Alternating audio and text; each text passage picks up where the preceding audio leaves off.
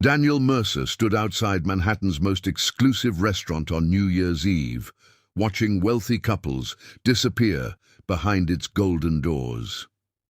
Snow covered the sidewalk as he checked his phone again. His assistant had failed to secure a reservation. For once, billions of dollars had bought him absolutely nothing that night. At 42, Daniel was the powerful CEO of Mercer Holdings, a company worth billions. Newspapers called him brilliant, demanding, and ruthless. Yet beneath his expensive coat, he felt strangely empty. His penthouse waited downtown, decorated beautifully for celebration, but there was nobody there who genuinely expected him to return. The restaurant manager approached with an apologetic expression. "Mr. Mercer, I'm terribly sorry. We have absolutely no tables available." Daniel glanced through the window at families raising champagne glasses.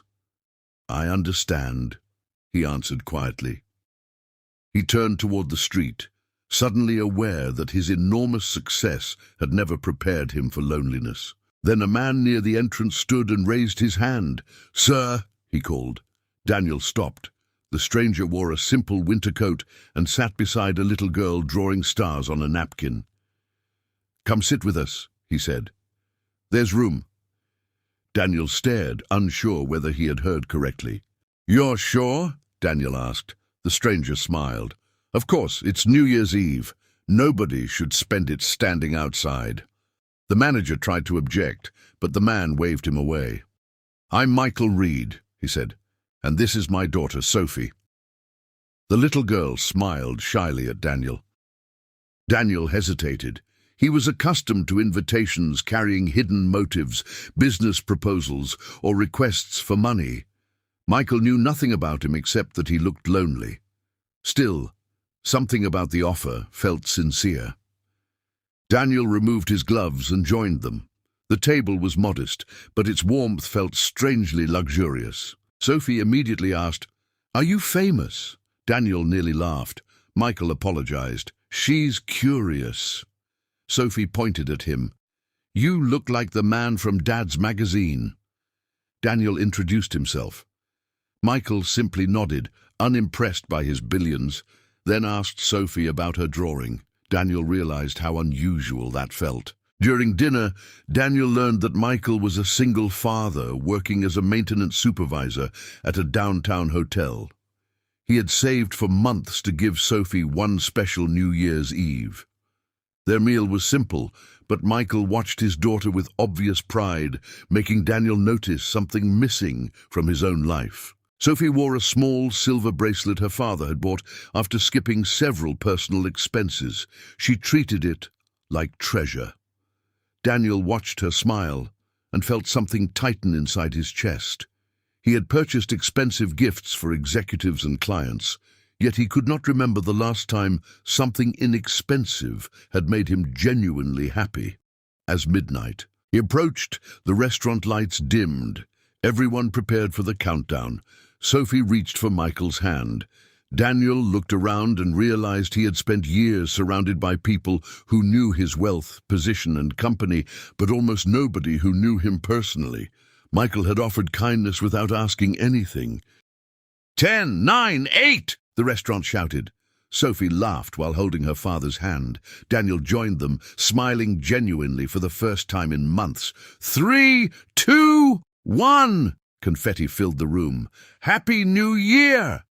Sophie hugged Michael, then unexpectedly wrapped her arms around Daniel too, leaving him speechless. "Happy New Year," she whispered. Daniel swallowed hard. "Happy New Year, Sophie." Michael noticed his wet eyes. "You okay?" Daniel nodded slowly. "I just remembered something I forgot a long time ago." He looked around the crowded room. "Money can buy almost anything, but it can't buy a seat at a table." Michael smiled. "Maybe not. Sometimes you just have to ask." Daniel laughed softly. Before leaving, he asked Michael for his number. Michael looked uncertain, expecting perhaps a business proposal. Daniel shook his head. "No business. I'd simply like to stay in touch." Michael finally agreed, sensing sincerity behind the request. The next morning, Daniel invited Michael and Sophie to a neglected building owned by his company. "I want to turn this into something useful," he explained. He planned a free after-school center for children of working families, offering meals, tutoring, computers, and safe evening activities. Michael listened carefully. "I can fund it," Daniel continued, "but I need someone who understands what families actually need." Michael looked surprised. "You want me to help?" Daniel nodded. "I want you to build it with me." Michael accepted, not because of the money, but because he believed children deserved opportunities. Within a year, the center became one of the city's most respected community programs. Sophie helped organize children's art nights, while Daniel visited quietly without cameras. Their friendship changed him. He left work earlier, called people instead of emailing, and began rebuilding relationships he had neglected for years. 1 year later, Daniel returned to the same restaurant on New Year's Eve. This time, he had reserved a table for 3. Michael and Sophie arrived through the snow. Daniel held the door open and smiled. "I saved the best table." Sophie laughed. "Good, because we saved you a seat too." Daniel looked back at the sidewalk, where he had once stood alone. He remembered Michael raising his hand and making room for a stranger. That simple gesture had changed his life more than any business victory. Sometimes the greatest fortune isn't the money you earn, but the people who make room for you.